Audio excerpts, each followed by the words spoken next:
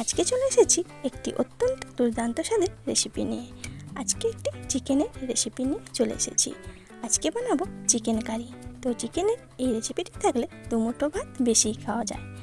তো এই রেসিপিটি শুধু ভাত নয়, রুটি, পরোটা বা লুচি সব কিছুর সাথে কিন্তু খুব ভালোভাবেই খাওয়া যায়। তো নমস্কার বন্ধুরা, নীলার রান্নাঘরে আপনাদের সবাইকে অনেক অনেক স্বাগত জানাই। আশা করি সবাই খুব ভালো আছেন ও সুস্থ আছেন। চলে এসেছি আপনাদের সামনে আজকে চিকেনের একটি রেসিপি নিয়ে। তো আমার সকল বন্ধুদের অনুরোধ রইল ভিডিওটি স্কিপ না করে প্রথম থেকে শেষ পর্যন্ত দেখার জন্য। আর আমার চ্যানেলে যারা নতুন বন্ধু, আমার ভিডিওটি যদি ভালো লেগে থাকে তাহলে অবশ্যই চ্যানেলটি সাবস্ক্রাইব করে পাশে থাকবেন। তো আসুন দেখে নেওয়া যাক আমার এই আজকের রেসিপি। তো আমি এখানে নিয়েছি প্রায় 1.5 কেজি দেশি মুরগির মাংস। তো দেখুন, এতে রয়েছে কিন্তু দুটো বড় সাইজের লেগ পিস ও দুটো পায়ের দিকে মাংস। তো এই মাংসটা এখন আমি খুব ভালোভাবে ম্যারিনেট করে নেব। তো তার জন্য আমি এখানে নিয়েছি পেঁয়াজ, আদা রসুন বাটা, ধনেপাতা কুচি, কাঁচা লঙ্কা ও টমেটো কুচি। আর এখানে নিয়েছি আলু। তো ম্যারিনেশনের জন্য আমি এখানে দিয়ে দিচ্ছি স্বাদ মতো লবণ। লবণটা আমি একবারই দিয়ে দিচ্ছি। তারপরে আমি এখানে দিয়ে দিচ্ছি 1 টেবিল চামচ হলুদ গুঁড়ো ও 1 টেবিল চামচ লাল লঙ্কার গুঁড়ো। দিয়ে দিচ্ছি সামান্য গোলমরিচ গুঁড়ো। তারপরে অ্যাড করে দিচ্ছি 1/2 টেবিল চামচ রসুন বাটা ও 1 টেবিল চামচ আদা বাটা। দিয়ে দিচ্ছি কিছু পেঁয়াজ কুচি। এরপর আমি এখানে দিয়ে দেব প্রায় 1 টেবিল চামচ মতো সরষের তেল।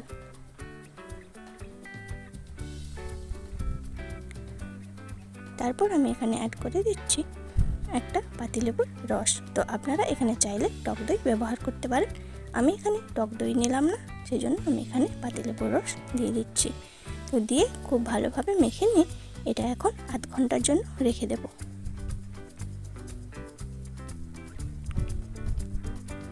তো বন্ধুরা, মাংস যদি এইভাবে ম্যারিনেট করে রাখা যায় তো মাংসের মধ্যে খুব ভালোভাবে লবণ ও সব কিছু মশলা মিশে যায়। তো দেখুন, খুব ভালোভাবে মেখে আমি এখানে আধ ঘন্টার জন্য রেখে দিচ্ছি। তো ওভেনে একটি কড়াই বসিয়ে ভালোভাবে গরম করে নিয়ে এখন দিয়ে দিচ্ছি সরষের তেল। তো এই তেলে আলুগুলো প্রথমে আমি খুব ভালোভাবে ভেজে নেব। তো বন্ধুরা, আপনারা বাড়িতে এইভাবে অবশ্যই একবার রান্না করে খেয়ে দেখবেন, খেতে কিন্তু অত্যন্ত দুর্দান্ত স্বাদের হয়। তো দেখুন, তেল খুব ভালোভাবে গরম হয়ে এলে এখানে আমি দিয়ে দিচ্ছি আগের থেকে কেটে রাখা আলু।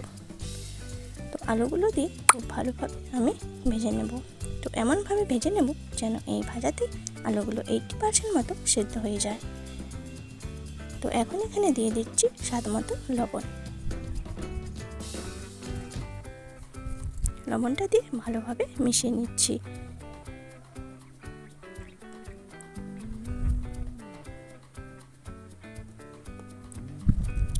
খুব ভালোভাবে মিশিয়ে নিয়ে একটা ঢাকনা দিয়ে দিচ্ছি। এইভাবে ঢাকনা দিয়ে আলুটা খুব ভালোভাবে ভেজে নিতে হবে।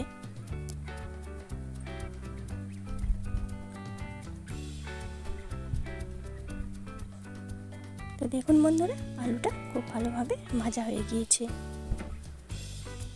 এখন আমি একটি পাত্রে আলু তুলে নেব।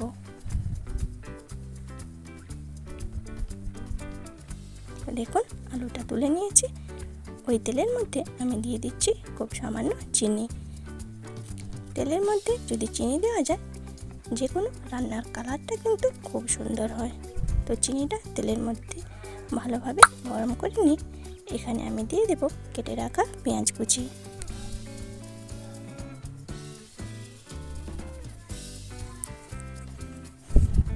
তো দেখুন, এখানে আমি অ্যাড করে দিচ্ছি পেঁয়াজ কুচি। তো পেঁয়াজটা দিয়ে ভালোভাবে নেড়ে চেড়ে নিচ্ছি।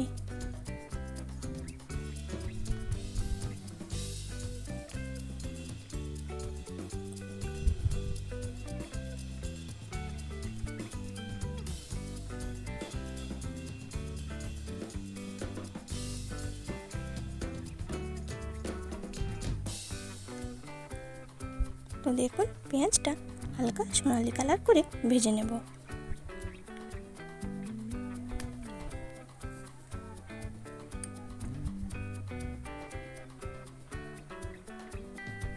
তো পেঁয়াজটা হালকা সোনালি কালার করে ভেজে নিয়ে এখন আমি এখানে অ্যাড করে দিচ্ছি কয়েকটা কাঁচা লঙ্কা। তো কাঁচা লঙ্কাটা দিয়ে প্রায় 2 থেকে 3 মিনিট মতো আমি এখানে কষিয়ে নেব।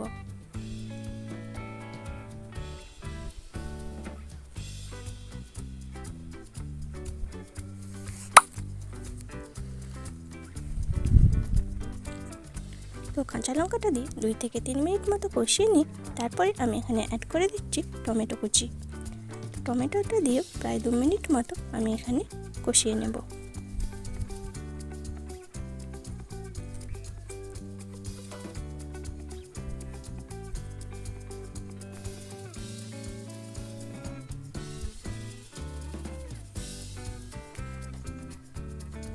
তো খুব ভালোভাবে টমেটো ও কাঁচা লঙ্কাটা আমি কষিয়ে নিয়েছি।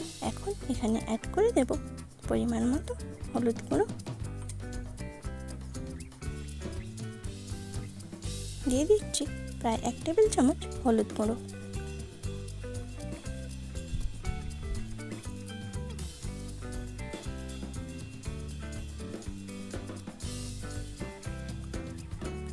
এরপর আমি এখানে অ্যাড করে দিচ্ছি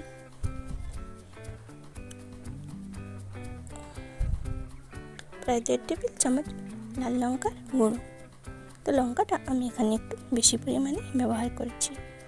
তো চিকেনটা কিন্তু একটু ঝাল ঝাল হলে খেতে বেশ ভালোই লাগে। তো লঙ্কা ও হলুদটা দিয়ে খুব ভালোভাবে কষিয়ে নিয়েছি। এরপর এখানে অ্যাড করে দিচ্ছি 1 টেবিল চামচ রসুন বাটা ও 2 টেবিল চামচ আদা বাটা। আদা ও রসুনটা দিয়েও খুব ভালোভাবে কষিয়ে নিতে হবে, আদা ও রসুনের কাঁচা গন্ধ যাওয়া না অবধি।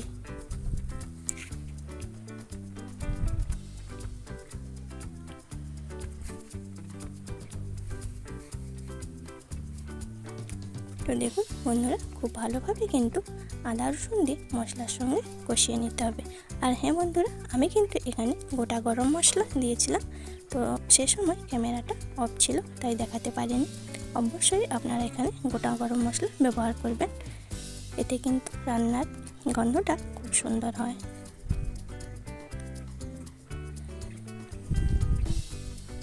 তো মশলা কিন্তু খুব ভালোভাবে কষিয়ে নিয়েছি। তারপরে আমি এখানে অ্যাড করে দিচ্ছি সামান্য গরম মশলার গুঁড়ো। তো এতে করেও রান্নার সেন্টটা খুব ভালো হয়।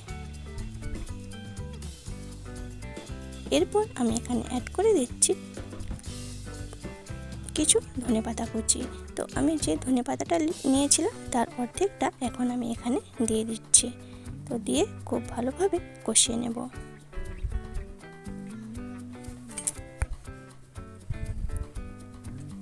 তো মশলাটা কিন্তু যত ভালোভাবে কষানো হবে রান্নার স্বাদ কিন্তু ততই সুন্দর হবে।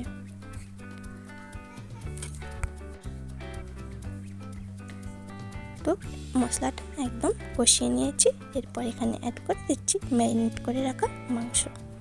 তো মাংসটা দিয়ে খুব ভালোভাবে কিন্তু কষিয়ে নিতে হবে। তো এই রান্নাটা কিন্তু একটু সময় নিয়েই করতে হবে।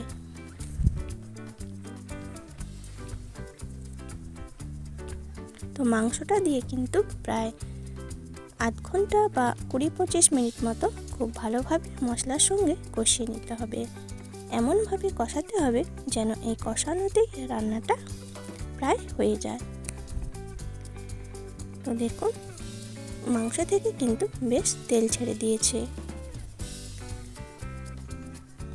মাংসটা প্রায় 20 থেকে 25 মিনিট মতো আমি খুব ভালোভাবে কষিয়ে নিয়েছি। এখন আমি এখানে অ্যাড করে দিচ্ছি ভেজে রাখা আলু। তো মাংসও কিন্তু প্রায় সেদ্ধ হয়ে গিয়েছে আর দেখতেও কতটা সুন্দর হয়েছে দেখুন বন্ধুরা, খেতেও কিন্তু দুর্দান্ত হয়। তো আলু দিয়ে আমি প্রায় 5 থেকে 7 মিনিট খুব ভালোভাবে কষিয়ে নিয়েছি।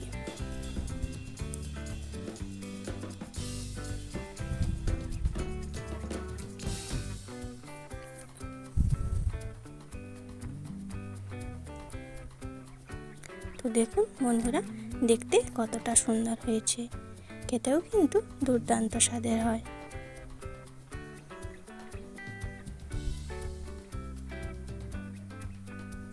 তো এইরকম ঢাকা দিয়ে দিয়ে আমি খুব মাংসটা ভালোভাবে কষিয়ে নিয়েছি। তো এরপর এখানে আমি অ্যাড করে দিচ্ছি প্রয়োজন মতো জল। যেহেতু আলু ও মাংস প্রায় সেদ্ধ হয়ে আছে, সেজন্য এখানে বেশি জল দেওয়ার দরকার নেই। আপনারা যেভাবে মাংসতে ঝোল বা গ্রেভি রাখতে চাইবেন সেই অনুযায়ী জল ব্যবহার করবেন। তো দেখুন বন্ধুরা, আমি কিন্তু এখানে কোনো কাশ্মীরি লঙ্কা বা কোনো ফুড কালার ব্যবহার করিনি, তাতেই দেখুন রঙটা কত সুন্দর হয়েছে। এরপর আমি এখানে অ্যাড করে দিচ্ছি বাকি ধনেপাতা কুচি। তো এই সময় ধনেপাতাটা দিলে এর সেন্টটা খুব ভালো হয়। দিয়ে ভালোভাবে মিশিয়ে নিচ্ছি। আমার মাংস রান্না প্রায় হয়ে এসেছে। তো দেখতেও যেমন সুন্দর হয়েছে, খেতেও কিন্তু দুর্দান্ত স্বাদের হয়। আপনারা অবশ্যই বাড়িতে একবার ট্রাই করে দেখবেন। তো এই পর্যায়ে আমি অ্যাড করে দিচ্ছি আরও সামান্য গরম মশলার গুঁড়ো। এতে করে এর সেন্টটা খুব সুন্দর হয়। তো বন্ধুরা, কেমন লাগলো আমার এই আজকের রেসিপিটি অবশ্যই কমেন্টে জানাবেন। ভালো লাগলে একটি লাইক করে চ্যানেলটি শেয়ার করে দেবেন। আর এরকম নিত্য নতুন রেসিপি পেতে অবশ্যই আমার চ্যানেলটি সাবস্ক্রাইব করে পাশে থাকা বেল আইকনটি অন করে দেবেন, যাতে আমি কোনো ভিডিও ছাড়লে তার নোটিফিকেশান আপনাদের কাছে পৌঁছে যায়। সবাই ভালো থাকবেন, সুস্থ থাকবেন।